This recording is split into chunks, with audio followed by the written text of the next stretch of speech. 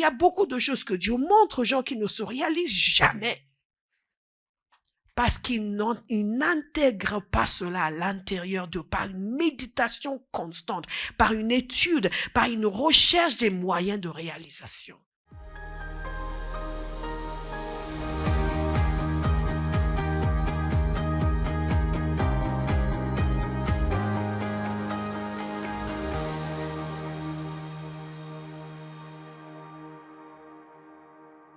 Je vous invite à regarder avec moi dans Habakkuk 2, verset 1, et nous allons voir plusieurs passages ce matin. Dans Hébreux 10, 5 à 7, mais je vous les donnerai au fur et à mesure. Bien sûr, vous êtes rapide pour l'ouverture de vos Bibles. Thank you, Jesus. God is a good God. C'est l'année de la vision. Amen. Vision 2024. Quelqu'un va voir cette année. La cécité va disparaître. Amen.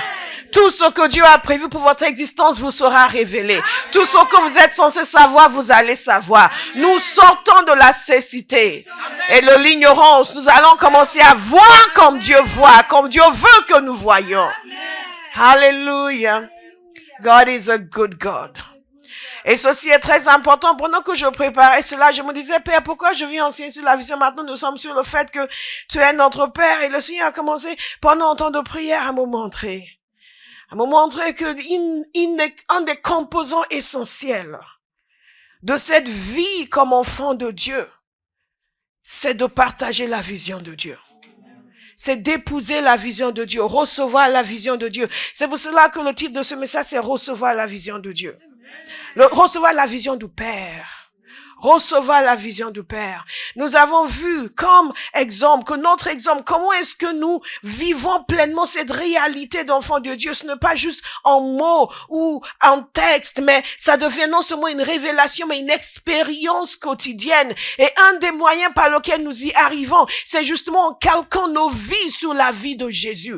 Nous avons vu les 2 derniers messages de 2023. Nous nous sommes attardés sur ce que Jésus a dit sur lui-même. Et une chose qui revenait en continu, c'est qu'il n'arrêtait pas de parler de son Père et de sa relation avec son Père, sa relation avec son Père. Et je vous ai dit le jour de l'an, je crois que je vous l'ai dit, je vous l'ai sûrement dit à un moment donné, que c'est ça notre modèle. Jésus est venu pour nous montrer le schéma de vie d'un être humain qui est connecté avec Dieu.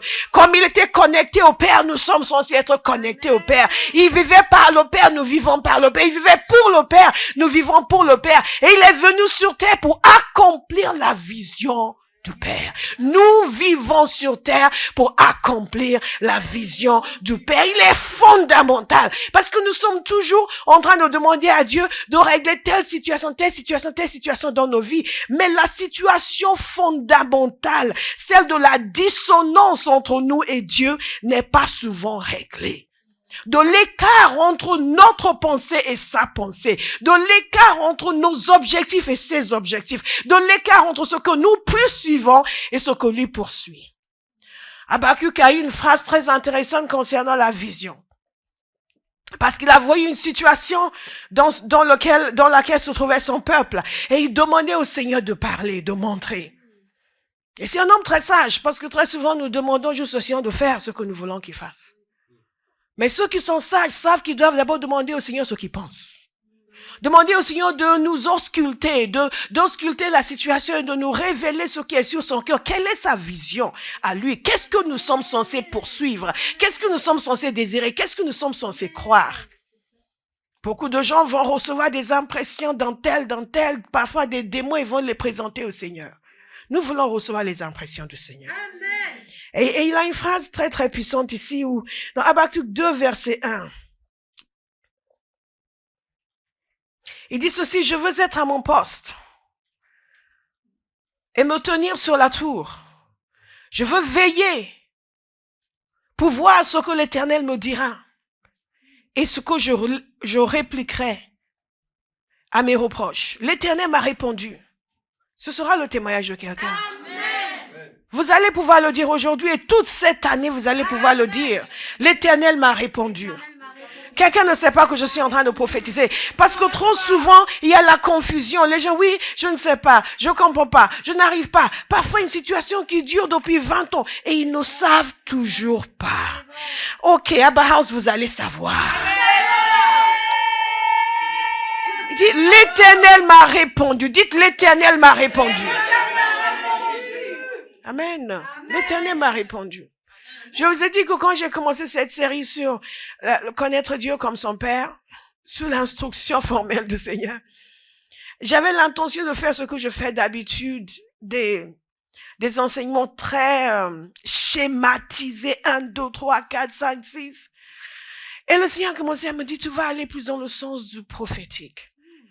Et toutes ces choses sont fondamentales. Il y a le schéma, il y a toujours un schéma. Je suis schématique, je ne peux pas m'en empêcher.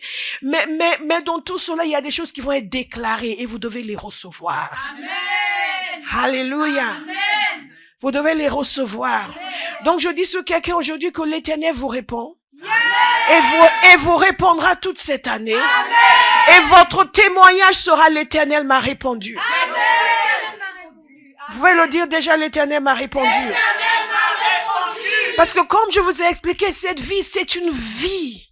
Cette vie en Dieu, c'est une vie. Il y a une substance à cette vie. C'est une vie. Nous devons commencer à la voir de nouveau comme une vie. C'est une vie supérieure à la vie charnelle et habituelle. C'est une vie qui nous donne accès au cœur du Père, qui nous donne accès à la révélation du Père et qui nous positionne pour fonctionner différemment sur la terre. Amen. Mais nous fonctionnons comme des gens qui n'ont pas de Dieu, qui n'ont pas d'espérance. Ce ne sera plus votre témoignage. Parce que nous allons pousser, nous allons poursuivre. Nous commençons bientôt les 21 jours de jeûne et de prière. Et ce n'est pas un rituel. Nous cherchons, nous voulons plus. Nous ne sommes pas satisfaits de là où nous sommes. Parce qu'il y a plus en Dieu. Et notre génération doit voir des chrétiens qui connaissent Dieu, qui pensent comme Dieu. Est-ce que vous me suivez? Donc, ces confusions incessantes, ça s'arrête dans la vie de quelqu'un. L'Éternel m'a répondu. L'Éternel m'a répondu. Parce que si c'est l'année de la vision, nous allons voir, hein. Toutes les choses qui semblaient être confuses vont devenir transparentes.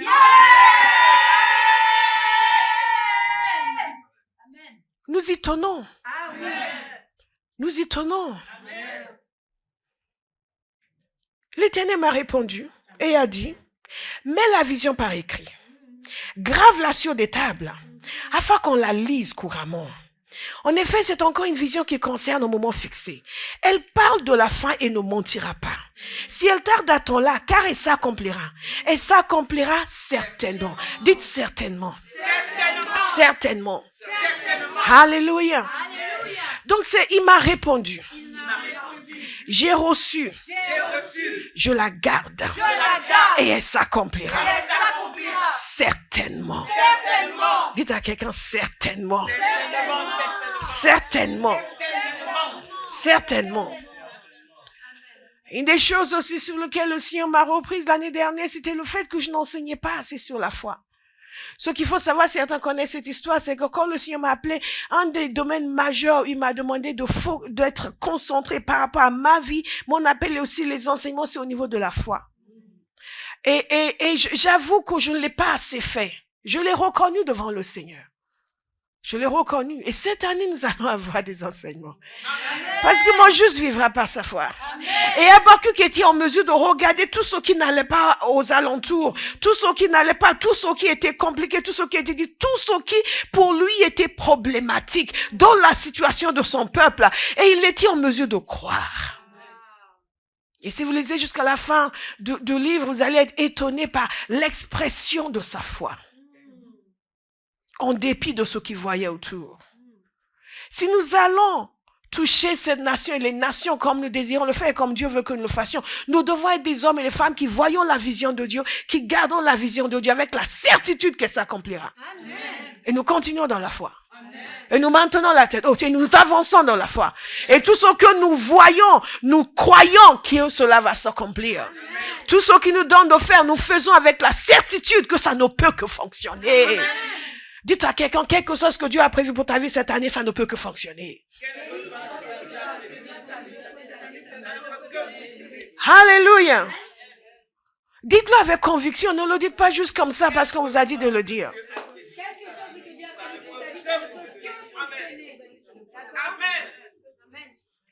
Il faut un peuple qui lui fait confiance, qui ose croire, qui ose recevoir sa vision. Trop souvent, nous avons notre vision à nous. Mais une des dimensions fondamentales de cette relation de père et enfant, c'est de laisser Dieu conduire nos désirs, nos imaginations, nos projets. Il y a beaucoup de personnes, Dieu les emmène à Lille et ils sont partis à Nice. Et donc, sur le chemin de Nice, ils sont là, Seigneur, agis, Seigneur, fais, Seigneur. Et ils passent le temps à dire, oh Père, et parfois même à jeûner et à prier, Seigneur, agis, Seigneur, fais, Seigneur. Et dans tout cela, mais ils sont censés être sur le chemin de l'île.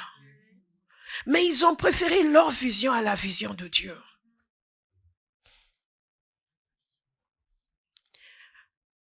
Nous avons vu qu'une des dimensions de cette relation de père et enfant, pour la vivre pleinement, pour la connaître, pour connaître vraiment Dieu comme notre Père, il y a la dimension de la méditation de la parole, de la prière sur ce que dit la parole de Dieu, sur le fait qu'il nous a adoptés. Alléluia!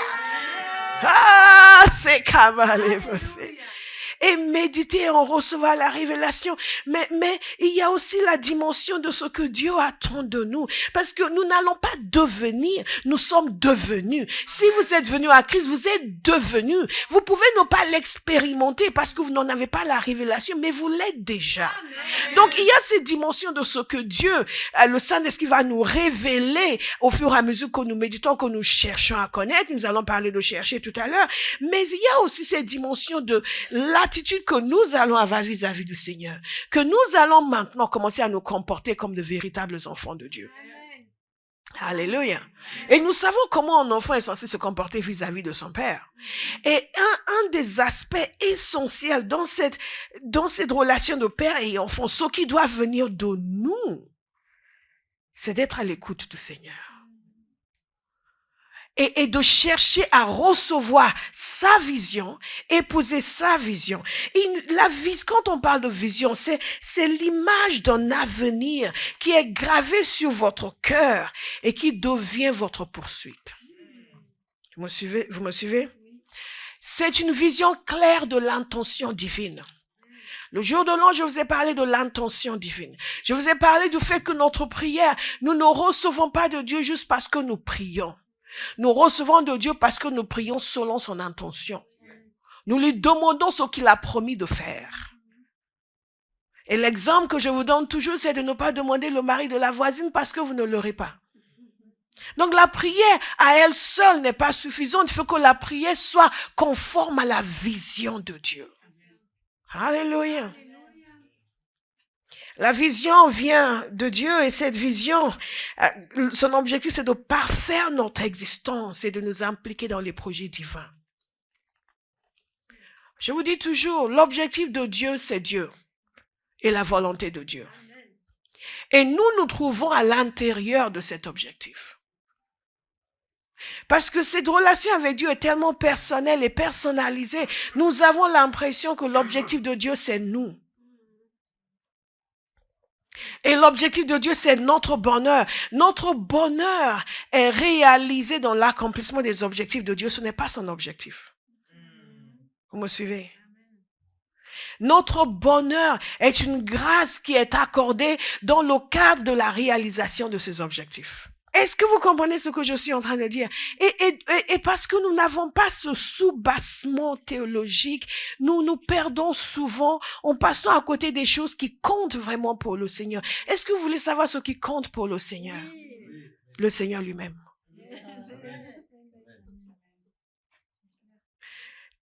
ces projets qui ont existé avant que nous n'existions. Et le bonheur de l'homme se trouve à l'intérieur de la réalisation des projets de Dieu. Et votre bonheur n'est pas suffisant comme objectif pour le Seigneur. Il est trop grand, vous êtes trop petit. Est-ce que vous comprenez? Si Dieu avait pour objectif votre bonheur, son objectif serait bien limité. Parce qu'il est grand et que son objectif est vaste, votre bonheur s'y trouve inéluctablement. Inéluctablement. Et donc, en tant qu'enfants de Dieu, nous voulons fonctionner comme des fils et des filles. Et pour fonctionner comme des fils et des filles, nous commençons à nous intéresser à notre Père. Pas uniquement à ce que notre Père peut faire pour nous. Nous commençons à nous intéresser à notre Père. Nous commençons à nous intéresser aux pensées de notre Père. Nous commençons à nous intéresser aux projets de notre Père. Nous commençons à nous intéresser à la vision de notre Père, à l'instar de Jésus. Jésus nous a montré un exemple extraordinaire. Jésus a dit, je vais vous lire un passage dans Hébreux, je ne devais pas vous le lire maintenant, mais je vous le lis quand même. Hébreux 10, verset 5, c'est pourquoi en entrant dans le monde, écoutez attentivement, Christ dit, tu n'as voulu ni sacrifice ni offrande, mais tu m'as formé encore. Tu n'as accepté ni holocauste ni sacrifice pour le péché. Alors j'ai dit, écoutez attentivement, me voici, je viens. Dans le rouleau du livre, il est écrit à mon sujet, pour faire ô Dieu, ta volonté. Que cela soit votre cri cette année. Je viens pour faire, ô Dieu, ta volonté. Je viens pour faire, ô Dieu, ta volonté. Vous voyez, il a dit, tu ne voulais pas ça, tu ne voulais pas les sacrifices, tu ne voulais pas les offrandes. Donc, son cœur, c'est pour ce que le Père veut.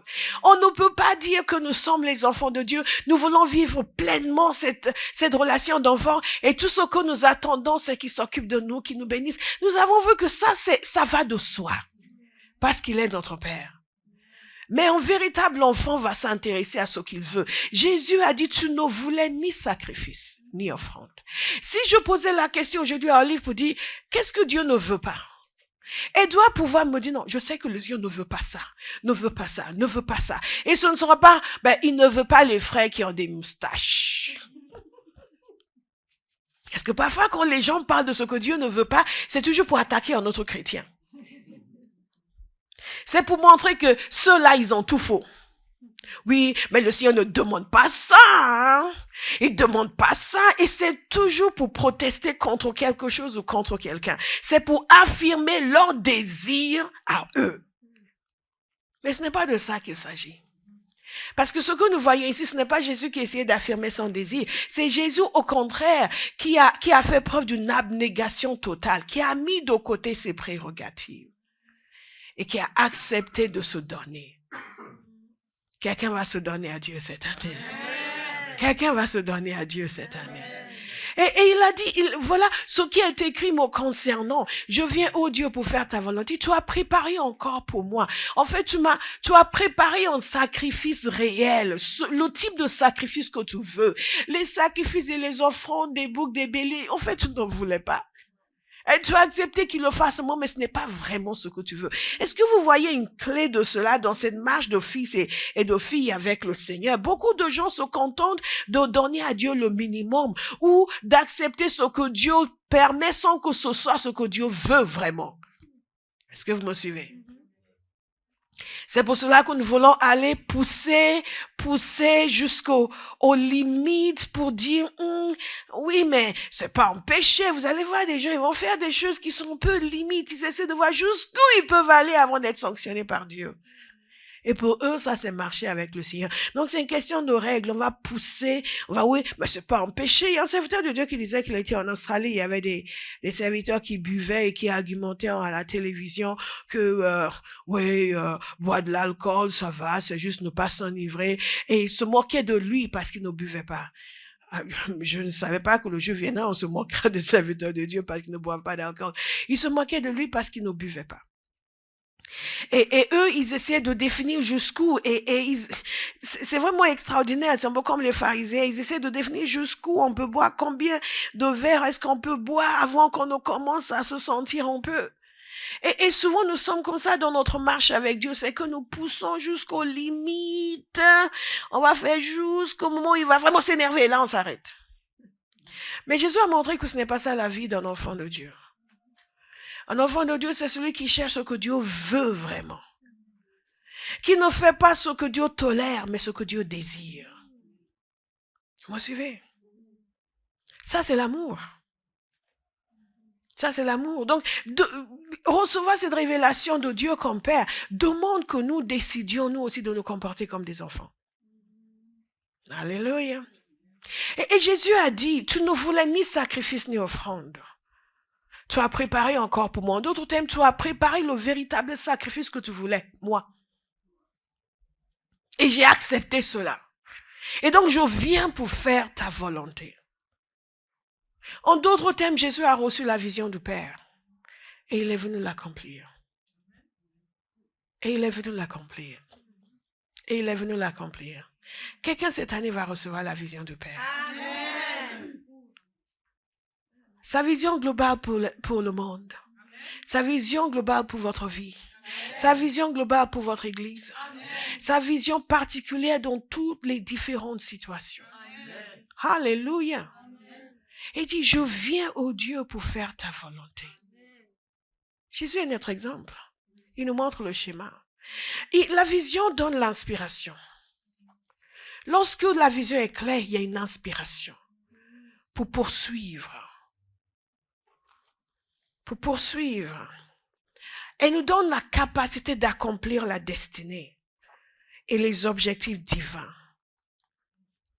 C'est une destination qui est claire et une lumière sur le chemin de la destination. Alléluia. Et Jésus nous a montré l'exemple. Et une chose qu'il faut remarquer, c'est que la plus grande, pour moi, la plus grande expression de son caractère de fils, c'est le fait d'avoir accompli la volonté du Père. C'est le fait d'avoir accompli la volonté du Père. Et je suis persuadée que pour chacun de nous, la plus grande expression de notre nature d'enfant, c'est d'accomplir la volonté du Père, d'accomplir la vision du Père. Ce n'est pas le volume de nos chants. Ce n'est même pas si nous nous roulons par terre dans la louange, et ce n'est pas une mauvaise chose. La première fois que j'ai vu un serviteur de Dieu se rouler par terre pour dire merci à Dieu, j'étais un peu, oh, le Seigneur m'a guéri vite. Et donc, vous vous roulez par terre, sautez au plafond, no problem. Exprimez votre reconnaissance. Mais ce n'est pas ça. Ça, c'est important, mais ce n'est pas tout. Ce n'est pas ce que nous disons uniquement, c'est ce que nous faisons. C'est dans quelle mesure le Père peut regarder nos vies et dire, waouh, c'est ce que je voulais.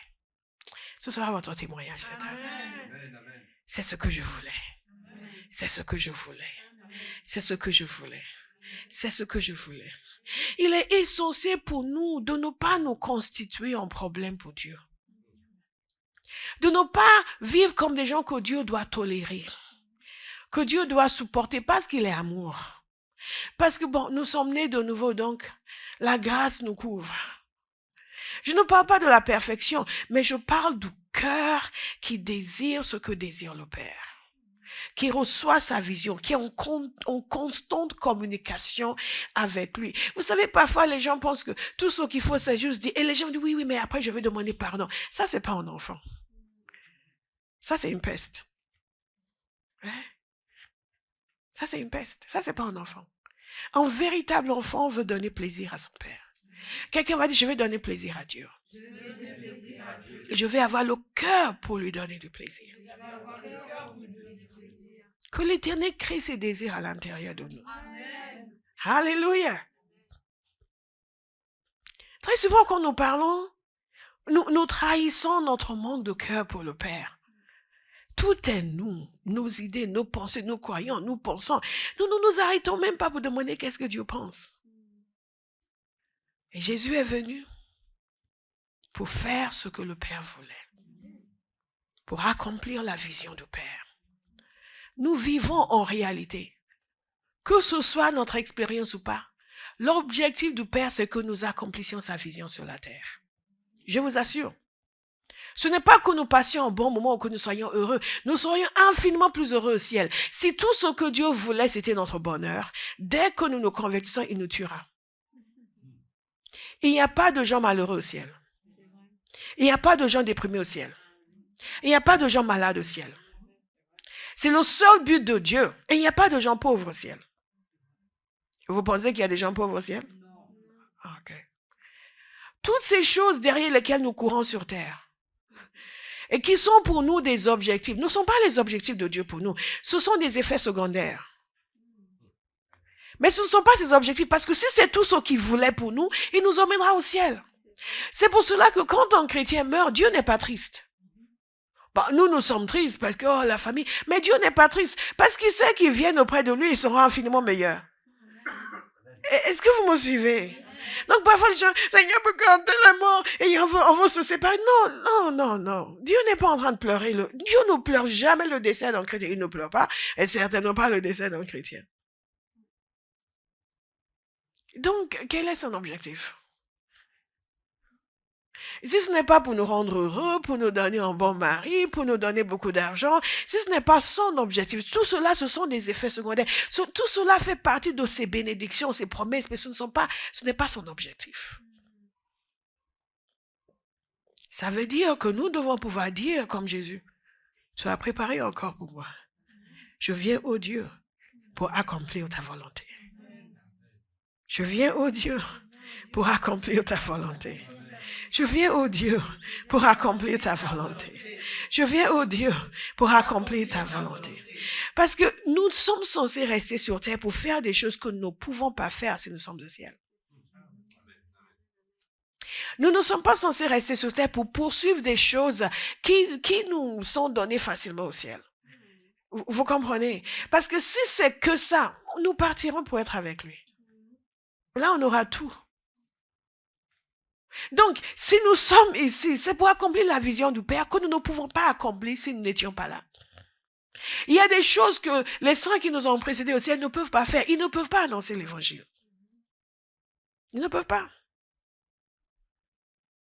Ils ne peuvent pas annoncer l'évangile. Ils ne peuvent pas gagner quelqu'un à Christ. Ils ne peuvent pas. Il y a une vision de Dieu sur cette terre que nous ne pouvons accomplir qu'en étant ici. Et il y avait une vision de Dieu que Jésus ne pouvait pas accomplir sans venir sur terre comme un être humain. Ce qui veut dire, et ceci c'est capital, c'est que chacun de nous avons l'honneur d'être des instruments puissants de l'accomplissement de la vision de Dieu. C'est vraiment merveilleux. Est-ce que vous avez déjà postulé pour un travail où vous avez été rejeté? Et pour les étudiants, vous avez postulé pour des écoles, ils ont dit non. Une fois, une jeune femme m'a cherché en stage et elle m'a dit, oui, mais j'ai fait 50. Je dis, fais encore 50. Oui, mais fais encore. Fais jusqu'à ce que quelqu'un te dise oui. Il y a quelqu'un qui va te dire oui. Alléluia. Mais ce qui est intéressant, c'est que lorsque nous venons à Jésus et que nous postulons pour le salut, il ne nous dit jamais non. Et même là, alors que nous voulons être remplis de la vision de Dieu, il ne va pas dire non. Je vous garantis que si vous décidez que vous allez vivre toute votre vie en accomplissant la vision du Père, il ne va pas vous dire non. Il ne va pas vous dire que vous n'êtes pas qualifié. Il ne va pas vous dire que vous n'avez pas fait assez d'études. Il ne va pas vous dire que vous ne savez pas parler. Dans la vision de Dieu, il y a une place pour chacun de nous. Il y a une place pour chacun de nous, il y a un rôle important pour chacun de nous. Et nous pouvons vivre cette intimité avec le Père en accomplissant sa vision, en lui parlant des choses qui sont chères à son cœur, comme Jésus a fait. Le Seigneur Jésus, bien avant la levée du jour, il s'isolait pour être avec le Père. Et il lui parlait des choses qui étaient sur le cœur du Père. Est-ce que vous faites cela ou vous lui parlez des choses qui sont sur votre cœur? La vie que Dieu nous donne est merveilleuse. Mais elle doit être vécue suivant ses règles à lui. Comme on dit en bon français, on his terms. On his terms. S'il y a une chose que je vous dis souvent, c'est que Dieu n'est pas manipulable.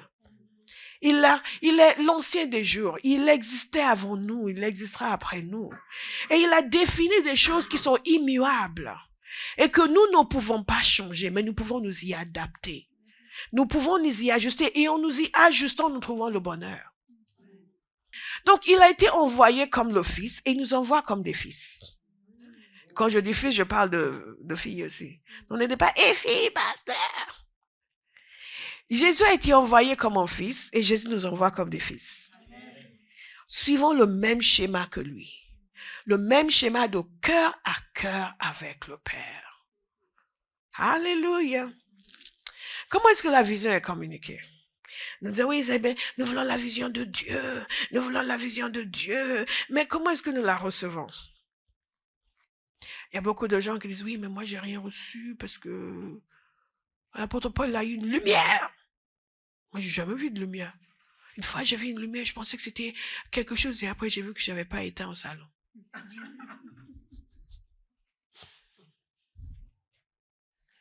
Dieu nous communique sa vision en nous parlant, nous entendons, nous voyons, nous percevons et nous lisons simplement dans sa parole. Alléluia. Rappelez-vous quand il a appelé Abraham, il lui a parlé. La parole de Dieu, c'est intéressant, on ne dit pas comment il lui a parlé, comment Abraham l'a entendu.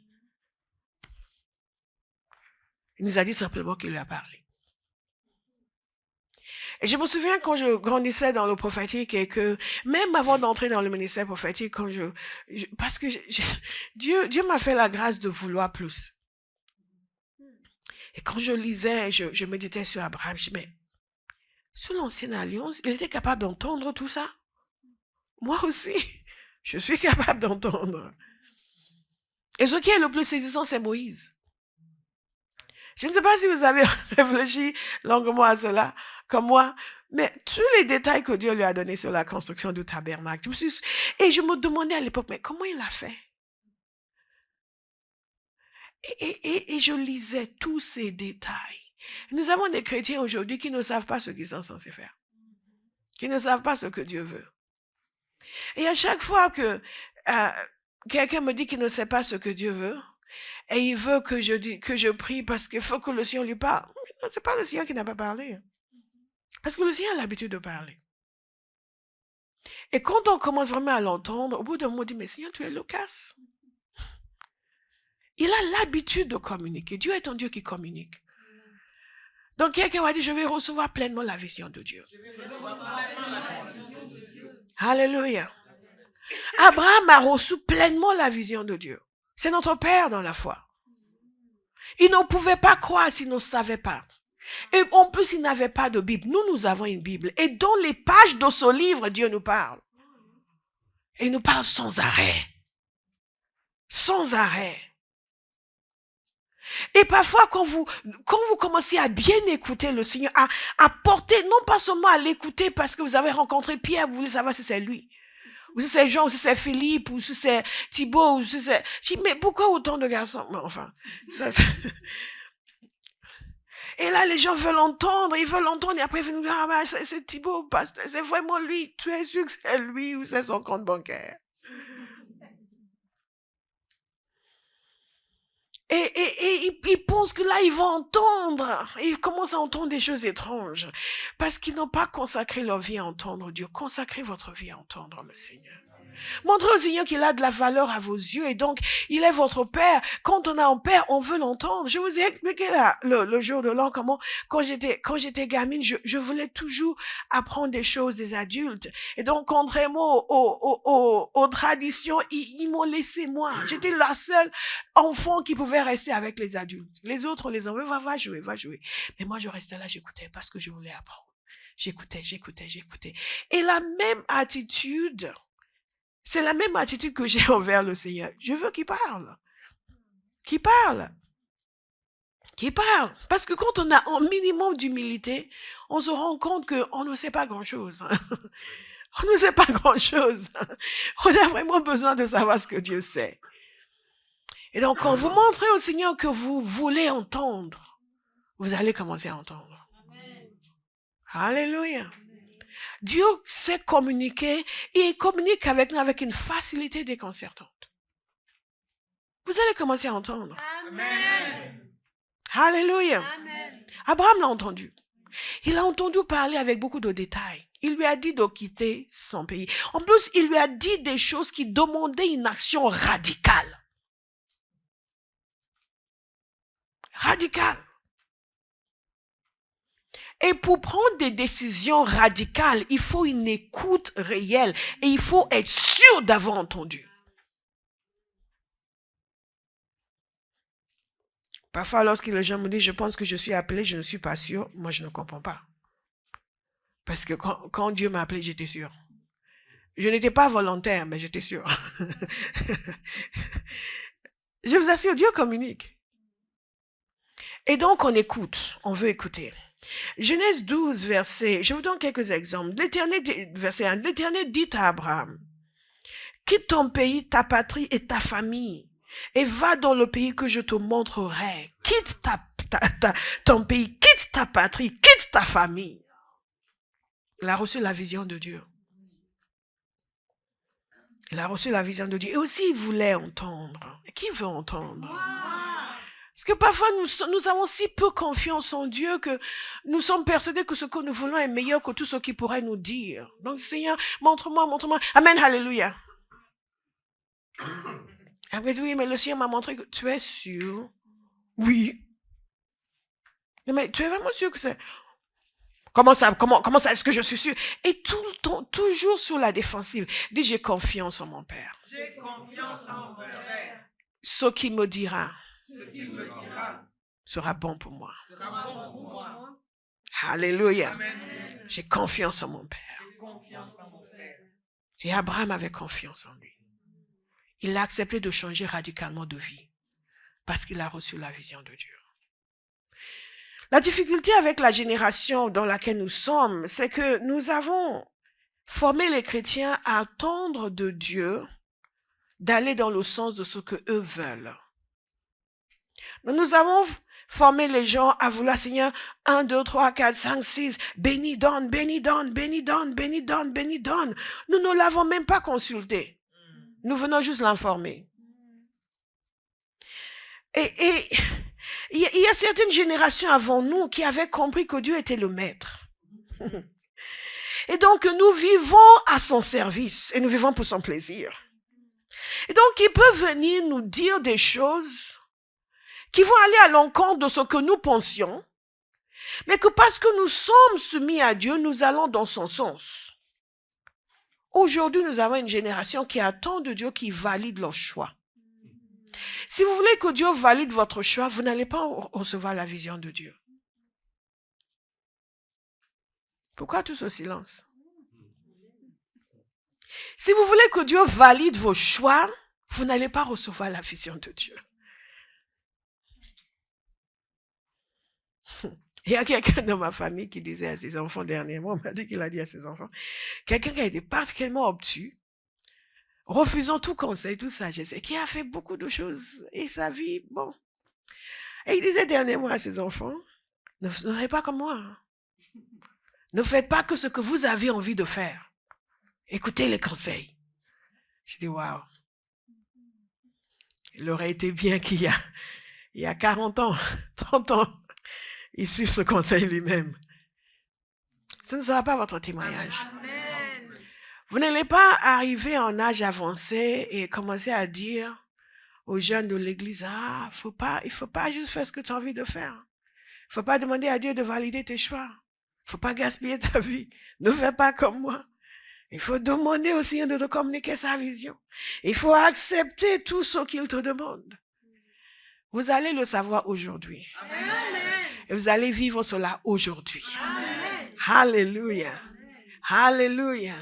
Parce que quand on comprend que Dieu est notre Père, au fur et à mesure que nous méditons sur ces passages, qu'il nous a adoptés, nous savons que vis-à-vis de nous, c'est une bienveillance totale. Dites bienveillance totale. Bienveillance totale. Bienveillance totale. Bienveillance totale. Bienveillance totale. Alléluia. Moi, je peux vous dire avec certitude que Dieu me veut du bien. Amen. Et que mon Père me veut du bien. Donc, quelles que soient les instructions que je reçois de lui, elles sont pour mon bien. Même si elles me causent des problèmes, elles sont pour mon bien. Les gens peuvent s'y opposer et me causer des problèmes. Les circonstances peuvent s'y opposer et me causer des problèmes. Mais Dieu ne me cause jamais de problème. Est-ce que vous me suivez? Quand nous comprenons que Dieu est notre Père, nous comprenons que son cœur nous concernant n'est que bonté. Amen. Donc, Dieu a dit à Abraham, je ferai de toi une grande nation, je te bénirai. Je rendrai ton nom grand et tu seras une source de bénédiction. Je bénirai ceux qui te béniront et je maudirai ceux qui te maudiront et toutes les familles de la terre seront bénies en toi. Abraham partit conformément à la parole de l'Éternel et Lot partit avec lui. Nous allons revenir dessus la semaine prochaine parce que nous allons parler de l'accomplissement de la vision. Comment nous accomplissions la vision du Père. Parce que notre vie doit être un processus d'accomplissement de la vision du Père. Est-ce que vous me suivez? Quand nous faisons des études, c'est pour accomplir la vision du Père. Quand nous voulons nous lancer en politique, c'est pour accomplir la vision du Père. Quand nous voulons nous lancer dans l'entrepreneuriat, c'est pour accomplir la vision du Père. Quand nous commençons à écrire, comme j'ai commencé à écrire il y a quelques années, c'est pour accomplir la vision du Père. Avant, écrire était pour accomplir ma vision. Vous vous souvenez, je vous ai souvent raconté cette histoire. J'avais mes objectifs et mes prérogatives et j'avais aussi mes sujets parce que et le Seigneur est venu pour arracher cela. Et je lui ai cédé cela. Et je le bénis du fait que j'ai accepté de le lui céder. Et si je le lui ai cédé, c'est parce que je croyais qu'il me voulait du bien. Et que même s'il me prenait cette chose qui était ma seule ambition réelle, être écrivain et écrivain littéraire reconnu, gagner tous les prix littéraires du monde, c'était ma seule ambition professionnelle, c'était ce que je voulais, c'était tout et Dieu ne figurait pas dans ça.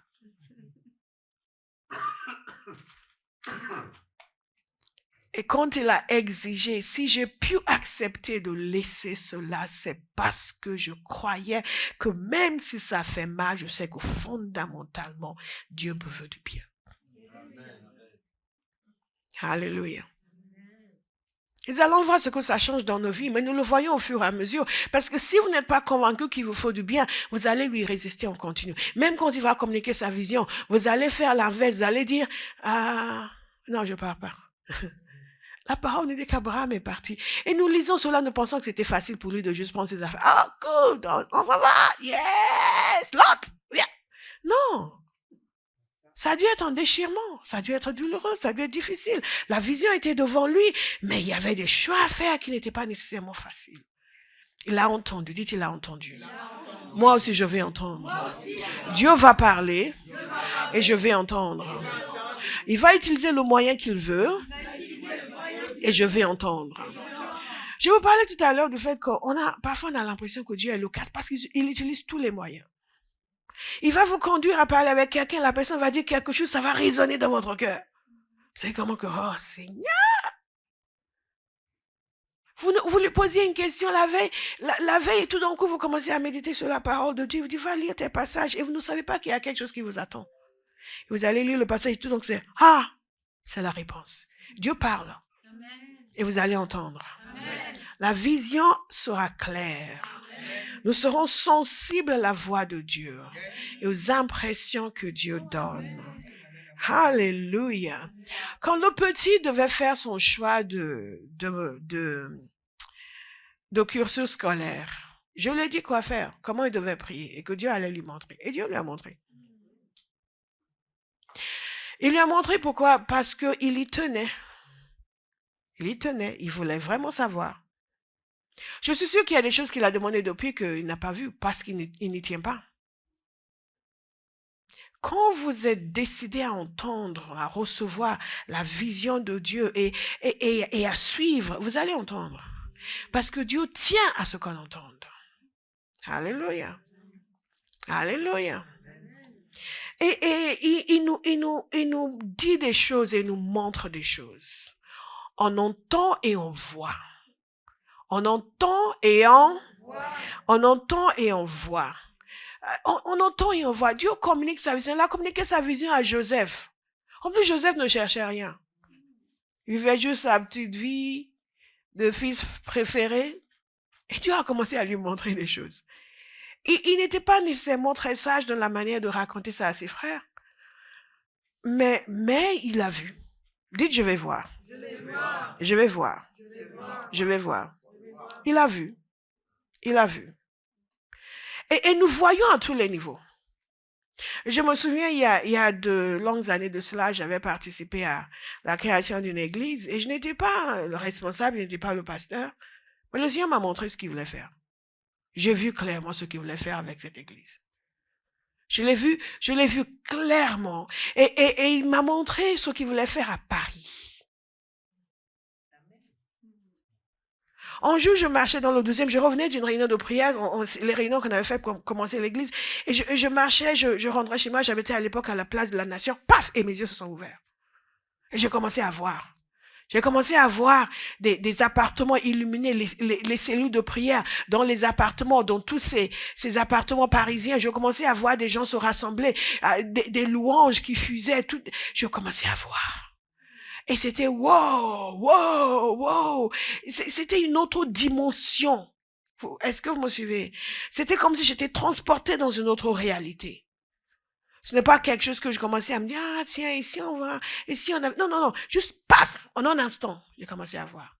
Si vous demandez pourquoi j'ai une telle conviction concernant ce que Dieu va faire dans cette nation, c'est parce qu'il m'a montré sa vision. Amen. Est-ce que vous me suivez? Amen. Il y a des choses comme ça, il vous ouvre les yeux, vous voyez. Il vous ouvre les yeux, vous voyez. Cette église, un jour, le Seigneur m'a ouvert les yeux, il m'a montré. Je me suis levé sur l'estrade et je commençais à prophétiser. Il va faire ça. La présence de Dieu était tellement extraordinaire parce que je ne faisais pas ça, je ne me levais pas pour venir prophétiser. Mais là, paf, tout le monde était wow! Parce que Dieu veut que nous voyions. Dites, je vais voir. Je vais voir tout ce que je suis censé voir. La vision de Dieu pour mon église. Je vais la voir. La vision de Dieu pour ma famille. Je vais la voir. La vision de Dieu pour ma vie. Pour mon entreprise. Pour mes études. Je vais la voir. Alléluia. Nous ne vivons pas de façon aléatoire. Trop de chrétiens se réveillent pour voir ce que la journée leur réserve. Et à la fin de la semaine, ça n'a pas été évident cette semaine. Mais ils n'ont pas agi sciemment pour changer le cours des choses. Pour appeler à l'existence ce qui n'existe pas. Quand on voit la vision de Dieu et que ça nous mange et que ça nous habite, on commence à coopérer avec Dieu pour sa réalisation. On n'est pas en attente pour voir ce que Dieu va faire. Alléluia. Alléluia. Quand Lot a quitté Abraham, Dieu est venu à son aide. Dieu lui a dit, lève les yeux et regarde. Je pense que c'est le clip que nous avons vu tout à l'heure. Je l'ai parlé le jour de l'an. Je vais vous lire le passage. L'Éternel dit à Abraham, Genèse 13, verset 14. Après que Lot se fut séparé de lui, lève les yeux. Et de l'endroit où tu es, regarde vers le nord et le sud, vers l'est et l'ouest. En effet, tout le pays que tu vois, je te le donnerai à toi, ainsi qu'à ta descendance pour toujours. Il a continué à donner d'autres promesses. Et ensuite, il lui dit, lève-toi et parcours le pays dans sa longueur et dans sa largeur, car je te le donnerai. Qu'est-ce que Dieu a fait avec Abraham? Il a aidé à voir. Dieu tient à ce que nous voyons. Parce que si nous ne voyons pas, nous serons dans l'instabilité. Nous ferons les mauvais choix. Nous serons facilement anéantis, découragés. Parce que dans l'accomplissement de la vision, nous verrons cela la prochaine fois, il y a un certain nombre de facteurs qui sont essentiels. Croyez-moi, je parlais avec quelqu'un l'autre jour je ne sais pas ce qui lui est arrivé, tout d'un coup, que l'univers soit avec vous. Je dis, mais il a bu. Que l'univers soit avec moi? Non, que l'Éternel soit avec moi. Que l'univers réponde à vos prières. Je dis, mais il a un problème? Mais puisque cette personne, je me suis dit, je ne vais rien dire. On va voir ça plus tard. Je voulais écouter d'ailleurs, vous dites, c'est quoi cette histoire de l'univers? Ce n'est pas l'univers qui est avec vous, c'est Dieu qui est avec vous. Au contraire, nous vivons dans un monde déchu. Donc, ce que vous pouvez attendre naturellement, c'est que l'univers ne soit pas avec vous. Mais Dieu, lui, sera avec vous. Alléluia. Si vous attendez jusqu'au l'univers, l'univers ne va pas vous aider. Parce que nous vivons dans un monde déchu. Et les choses vont à l'encontre des projets de Dieu. Mais nous, parce que nous avons la vision de Dieu, nous mettons en place un système de vie, une façon de penser, une façon de parler, une façon d'agir, une façon de fonctionner qui nous permet de nous mettre en accord avec la vision de Dieu et d'influer sur le cours des événements. Alléluia. Mais c'est pour ça que beaucoup de chrétiens sont malheureux, entre autres, parce qu'ils attendent que l'univers soit avec eux. Et ils se rendent compte que l'univers est contre eux. Ils se disent, mais je comprends pas, je suis enfant de Dieu, je suis ceci, je suis cela. Non, la terre, il a donné au Fils de l'homme. Quand nous recevons sa vision, nous imposons l'obéissance au diable. Amen. Alléluia. Amen. Dites, je suis un instrument que Dieu a choisi pour l'accomplissement de sa vision. Ça, je le tire de l'apôtre Paul. Dans Acte 9, verset 15, enfin, de ce que le Seigneur a dit concernant l'apôtre Paul. Dans Acte 9, verset 15, lorsque Jésus a dit à Ananias d'aller prier pour Saul, il était, cet homme, Seigneur, je vais t'informer. Manifestement, tu as raté un épisode. Parce que cet homme, c'est en danger. Il est terrible. Il ne fait que massacrer les chrétiens. Le Seigneur lui dit ceci. Vas-y, car cet homme est un instrument que j'ai choisi pour faire connaître mon nom aux non-juifs, aux rois et aux Israélites. Je lui montrerai tout ce qui doit souffrir pour moi. Je lui montrerai. Pourquoi nous avons tellement de mal à accepter la souffrance, à accepter la difficulté inhérente à l'accomplissement de la vision? Parce que nous n'avons rien vu. Nous n'avons pas vu, n'avons pas reçu la vision. Et nous n'avons pas laissé le Seigneur nous montrer les difficultés auxquelles nous serons confrontés et comment les surmonter. Donc, nous allons faire ça, alléluia, yeah! Et à la première difficulté, oui, on a dit aux gens qu'on va faire ça, mais c'est pas facile. Qui vous a dit que c'est facile? Mais nous sommes nés de Dieu, remplis du Saint-Esprit, équipés par la puissance qui a créé l'univers. Pas par l'univers, mais la puissance qui a créé l'univers. La puissance qui a amené à l'existence tout ce qui existe. La voix qui a dit que la lumière soit. Et la lumière fut. C'est cette voix qui m'a envoyé. C'est cette voix qui a révélé cette vision. Donc elle s'accomplira. Et quand l'homme a chuté, Dieu n'a pas dit, le plan ne marche pas, qu'est-ce qu'on va faire? Donc vous n'êtes pas autorisé à faire ça non plus. Dans l'accomplissement de la vision de Dieu, je suis en train déjà de parler d'accomplissement. Quand quelque chose va aller de travers, vous allez vous lever pour dire, quand Dieu a commencé à parler, la parole de Dieu nous dit que la terre était informe et vide. Et Dieu dit, donc cette situation est informe et vide. Et Béa dit que la lumière soit.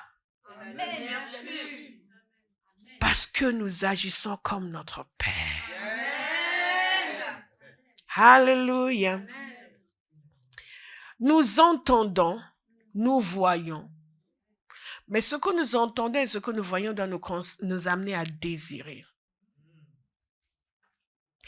Et le désir est aussi un moyen par lequel Dieu nous révèle sa vision. Et c'est aussi un moyen par lequel sa vision est ancrée en nous. Quand ça entre dans le domaine de notre désir. Est-ce que ça veut dire que tout ce que nous désirons vient du Seigneur? Non. Non, vraiment pas du tout. Mais Dieu va mettre des choses dans notre cœur. Ce que normalement on n'aurait jamais imaginé ou pensé. Il va mettre ça dans notre cœur. Et il va insister. Parfois, on dit, oui, j'ai senti quelque chose, mais après, je ne sais plus. Non, Dieu insiste. Hein? Je vous assure, Dieu insiste. Vous savez, certains pensent que Dieu va dire quelque chose furtivement et ce sera fini. Dieu insiste. Il est vrai que dans un temps de ministère, on peut recevoir quelque chose et ça peut partir si on ne prête pas attention. Mais pour ce qui est de la vision de Dieu pour votre vie, il va insister. Ça ne veut pas dire qu'il ne faut pas écouter. Ah, le Seigneur va insister. Si c'est ça, il ne va pas insister. Parce qu'on ne se moque pas de Dieu, n'est-ce pas? OK. Il y a une quatrième manière par laquelle, et ce n'est pas exhaustif, nous recevons la vision de Dieu. Est-ce que vous vous souvenez de Salomon? Comment est-ce que Salomon a reçu la vision pour construire le temple?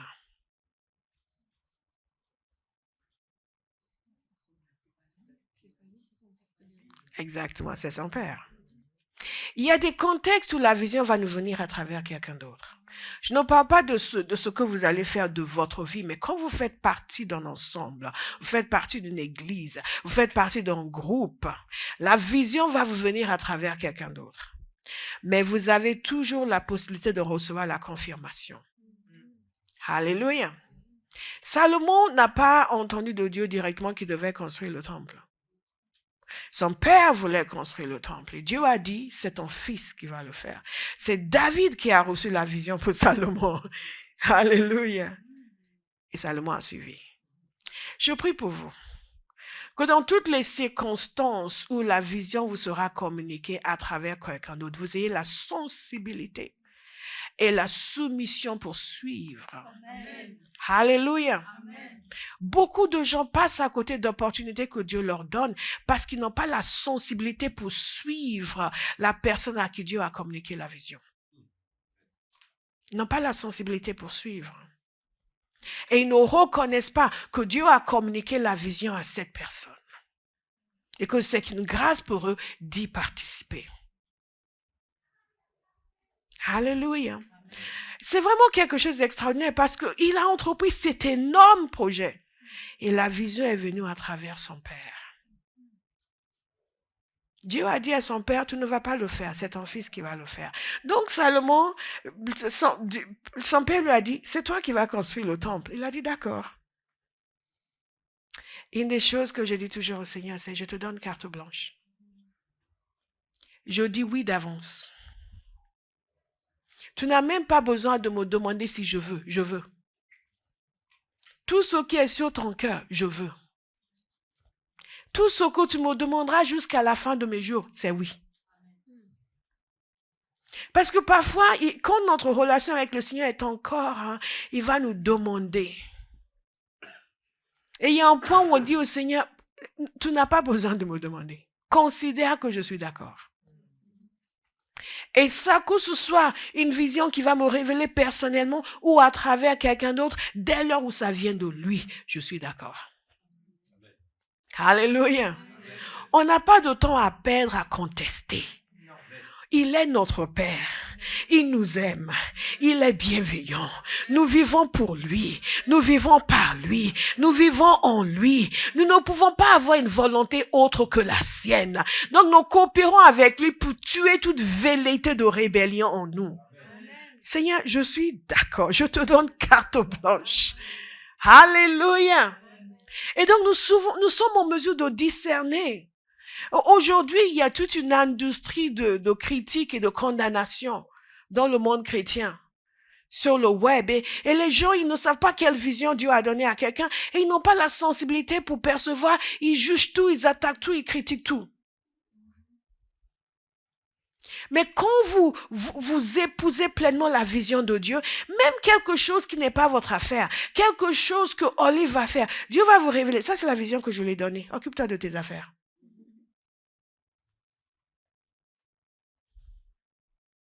Alléluia. Et vous avez une bienveillance envers les autres, même dans leur imperfection, parce que vous-même, vous êtes imparfait. Je ne parle pas de tolérer le péché. Je parle juste d'une façon différente de faire les choses. Une façon différente de faire les choses.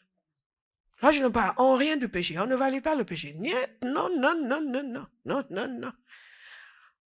Mais les gens sont épinailles. Pourquoi il a dit ça? Ils vont montrer la vidéo de quelqu'un qui fait une délivrance et qui a dit quelque chose. Il a dit ne retourne plus jamais. Comment il dit plus jamais, plus jamais? La réunion a duré 5 heures. La personne a délivré 50 personnes. Et tu vas le dire, pourquoi il a dit plus jamais à cette personne? Et toi qui ne fais rien sauf faire des vidéos sur YouTube. Tu t'estimes en droit de prendre la personne et commencer à la casser, à la critiquer, à la corriger. Et les gens n'ont même plus le cœur de Dieu. Ils ne perçoivent pas le cœur du Père. Donc, ils ne perçoivent pas le déplaisir du Père. Mais quand vous savez que sa vision vient de Dieu, il n'est pas parfait dans son exécution. On a un cœur pour la personne. On a un cœur pour la personne. Et même ce qui pourrait être une erreur, on va prier. Parce qu'on est sensible au cœur du Père. Et quand les gens ont reçu une vision de Dieu, ce n'est pas la nôtre, ou c'est la nôtre, globalement, l'œuvre de Jésus, mais il y a une dimension particulière qui est la leur. On ne va pas les casser, les critiquer parce qu'ils sont différents de nous. Alléluia. Et je reçois la vision de Dieu. Et très rapidement, pour terminer, nous recevons la vision de Dieu. Nous sommes conscients de l'importance de partager le cœur du Père. Que notre vie est un processus d'accomplissement de la vision divine. Mais pour pouvoir, et comme je vous ai dit déjà 5 fois que la semaine prochaine, nous parlerons de l'accomplissement, et le Seigneur peut prendre un plaisir à nous dire, en fait, tu as dit que tu parleras de l'accomplissement, et tu vas parler de ça. Je dis, Amen. Nous suivrons. Nous sommes là pour accomplir sa vision, pas la nôtre. Amen. Mais une chose, ce n'est pas juste recevoir une fois, c'est qu'il faut que ce soit consolidé en nous et enraciné en nous. Non seulement nous devons posséder la vision, mais la vision doit nous posséder. La vision nous appartient, mais nous appartenons aussi à la vision de Dieu. Nous appartenons à la vision de Dieu. Nous ne concevons pas la vie autrement. Et comment est-ce possible? Comment est-ce possible? Je vous ai dit que Joseph n'a rien demandé. Tout est venu comme ça. C'était un téléchargement divin. Et en général, c'est comme ça que ça vient. Le Seigneur va nous montrer quelque chose, va nous dire quelque chose, où nous allons chercher, parce que nous sommes conscients du fait que, waouh, il y a quelque chose et je n'ai peut-être pas vraiment saisi. Donc nous allons chercher. Nous allons poser des questions au Seigneur. Notez cela, je pose des questions à Dieu. Comme Habakkuk. Habakkuk, lui, il a demandé. Il a demandé. Et l'Éternel a répondu. Lui a répondu. Donc nous allons demander. Il y a une recherche. Parce que même parfois, il va vous dire quelque chose. Je me souviens une fois, j'étais en train de prier et j'avais l'impression qu'il y avait la présence des anges. Et tout d'un coup, quelque chose a été déposé dans mon cœur. 1, 2, 3, 4. Et le Seigneur me disait, je te donne ça, ça, ça et ça. J'ai dit, waouh, c'est super. Mais c'était un peu idiomatique. Les mots avaient un sens, mais le sens général, et je ne voulais pas lui donner le sens que je voulais. Donc, et cela fait au moins 1 an. Et pendant tout ce temps-là, j'ai dû chercher pour comprendre ce que j'étais censé faire. Au moins 1 an.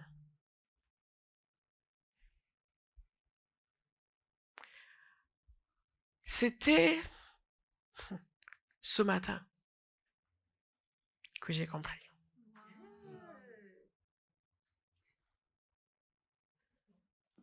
Ce matin que je suis exactement ce que j'étais censé faire.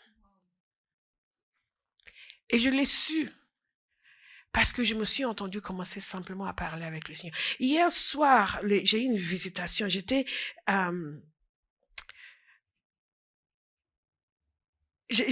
commencé à prier de façon spontanée.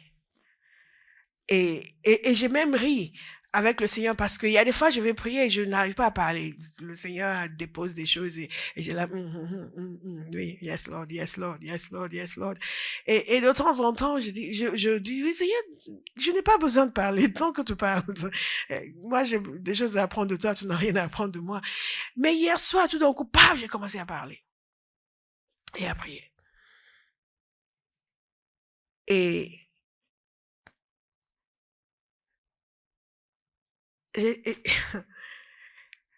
je pensais que ça s'arrêtait. Après, je me suis allongée et ça a recommencé.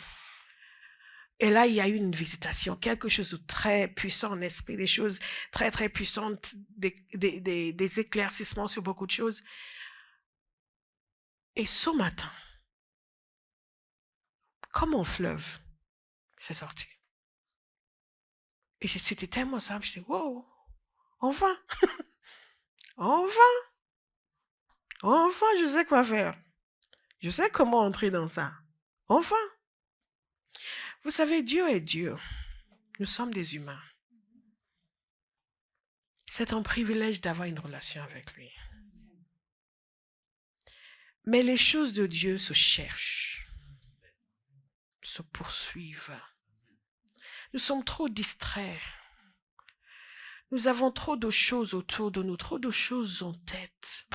Nous ne consacrons pas l'attention nécessaire à poursuivre le cœur du Père. Et nous allons le faire cette année. Amen. Trop de temps sur les réseaux, trop de temps à regarder des vidéos stupides, trop de temps à nous remplir la tête de choses ridicules et pas assez de temps à l'écoute de Dieu. Dites à quelqu'un, je vais écouter cette année. Il faut chercher.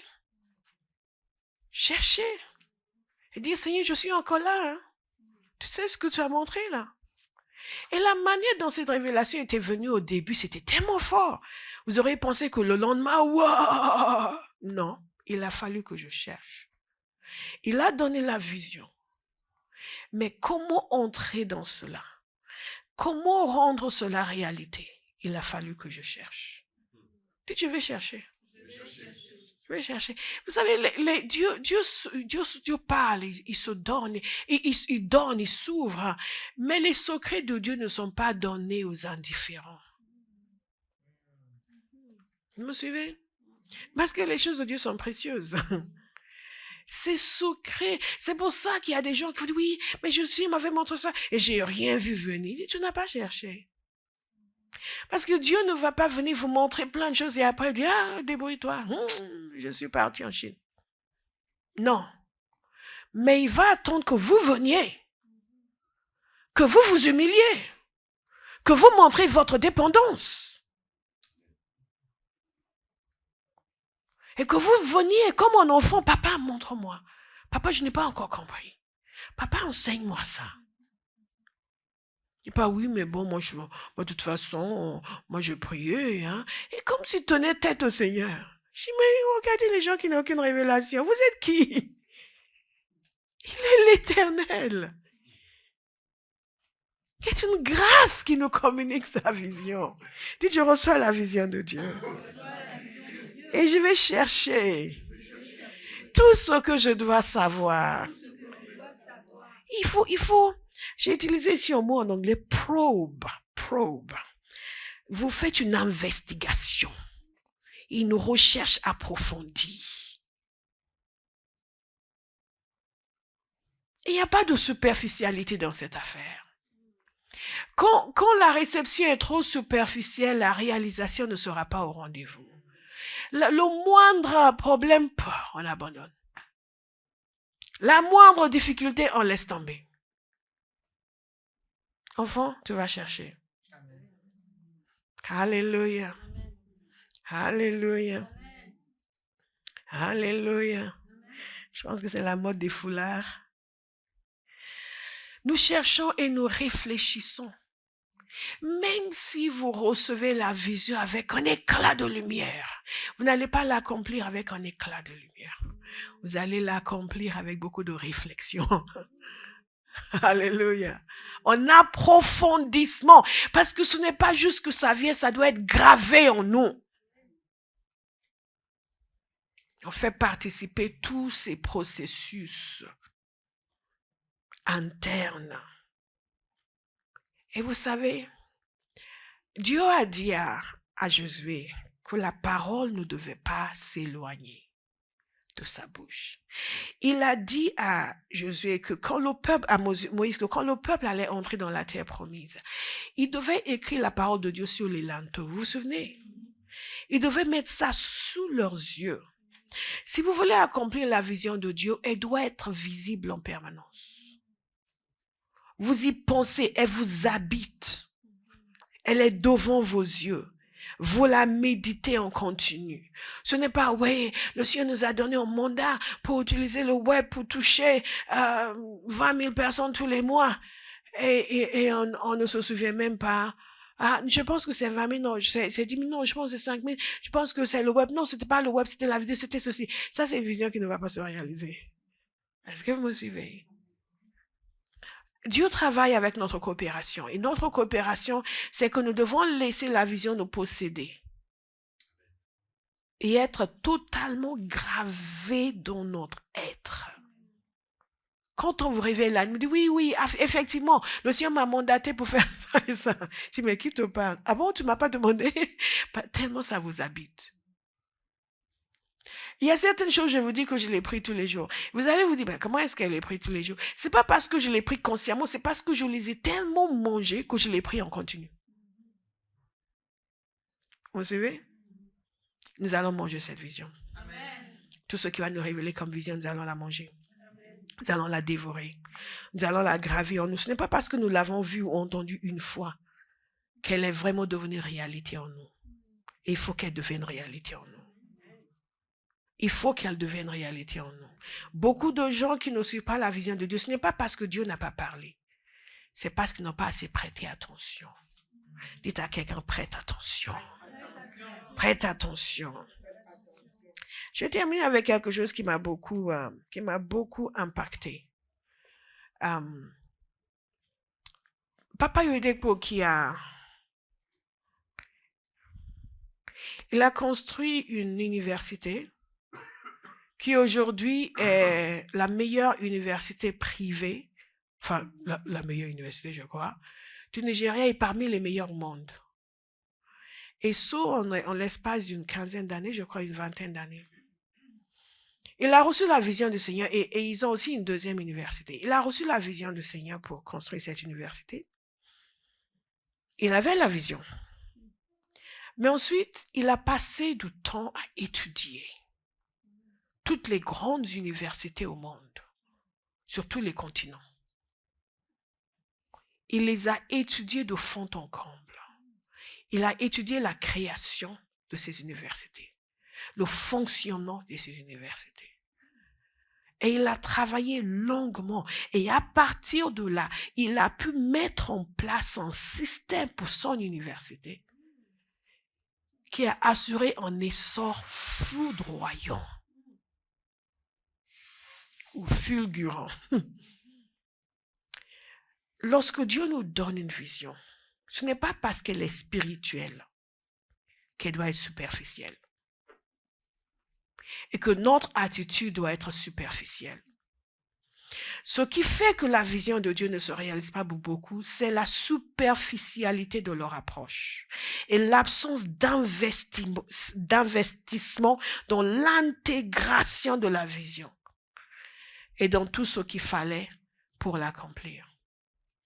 Il a tellement travaillé que c'est devenu une réalité pour lui. Avant même qu'elle n'existe, elle existait déjà. Et le processus de réalisation a été facilité par toute la connaissance qu'il a acquise. Dans le monde charismatique, nous avons souvent l'impression que si ça vient de Dieu, ça ne demande pas réflexion. On va juste se lancer comme ça. On va juste faire et on attend que l'esprit souffle dessus. L'esprit ne souffle pas sur la médiocrité. Parce que la médiocrité est aux antipodes de ce que Dieu est. Oui, il y a quelqu'un qui n'a peut-être pas accès à la connaissance, qui fait de son mieux, mais celui qui a accès à la connaissance a la responsabilité de fonctionner dans le sérieux. Parce que ce qui est de Dieu, c'est ce qu'il y a de plus important sur terre.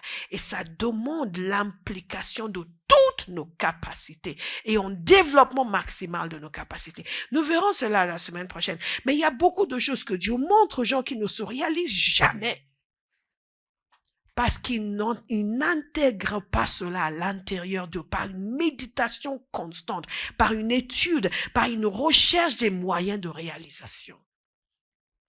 Vous pouvez imaginer que quand un homme passe des mois à étudier toutes les grandes universités au monde, au bout de ce temps, il a compris quelque chose. Au bout de ce temps, cette vision est devenue chère à l'intérieur de lui. Est-ce que vous me suivez?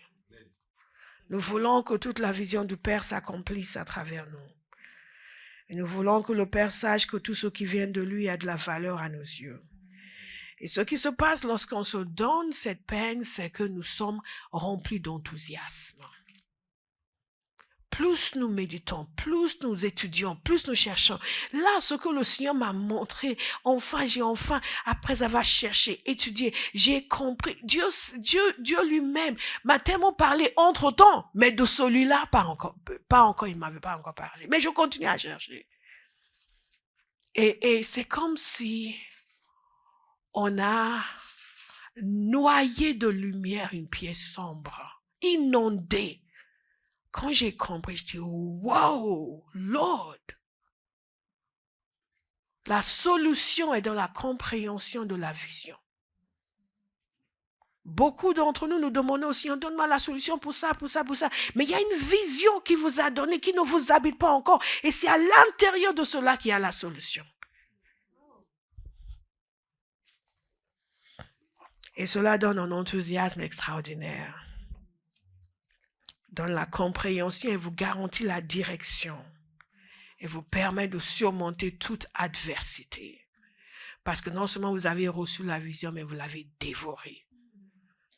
Elle est maintenant inscrite à l'intérieur de vous. Elle devient votre objectif, votre poursuite. Et ce n'est pas une peine, ce n'est pas une douleur, c'est une joie.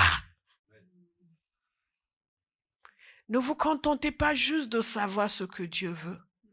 Méditez dessus, mangez-le, étudiez-le, cherchez toutes les voies et les moyens. Dites au Seigneur de graver cela à l'intérieur de vous. Je vous ai dit, c'est une prière, on continue. Seigneur, tout ce qui est ta volonté, il faut que tu graves ça au plus profond de mon être.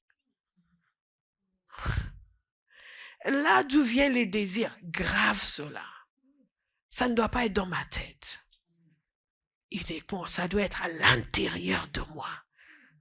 Le siège des motivations doit être habité par ta vision, par ta volonté.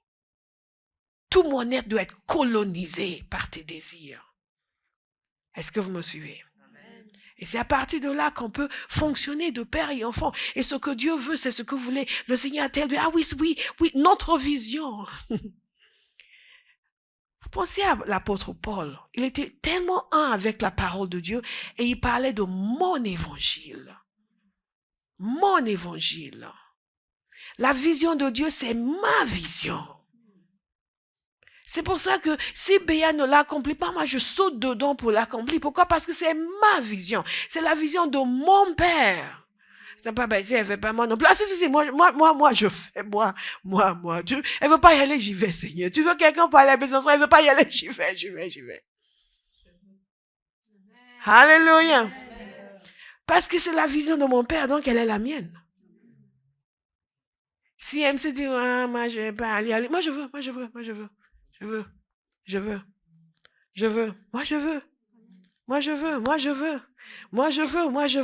Parce que c'est mon Père. Ils ont dû reprendre Jésus à 12 ans. Il avait tellement le zèle. Il a dit, mais ne saviez-vous pas que je devais m'occuper des affaires de mon Père? À 12 ans. Il y a des gens à 30 ans, ils ne voient toujours pas la vision de Dieu. À 40 ans, ils ne voient toujours pas la vision de Dieu. Ce ne sera pas votre témoignage. Alléluia. Alléluia. Alléluia. Nous allons épouser pleinement la vision de Dieu. Dis, je vais épouser pleinement la vision de Dieu. Je la reçois et je l'épouse. Je l'accepte. Elle m'habite. Je la poursuis. Je vais dans le même sens que le Seigneur. Alléluia.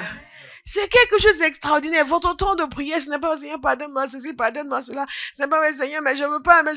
C'est Seigneur, alors, on fait comment? Ok, Seigneur, tu veux ça? Oui, moi aussi. Donc, on va faire. Et vous êtes en train de stratégiser, vous êtes en train de planifier, vous êtes en train d'organiser avec le Seigneur. C'est merveilleux. C'est merveilleux. C'est merveilleux. Remercions le Seigneur.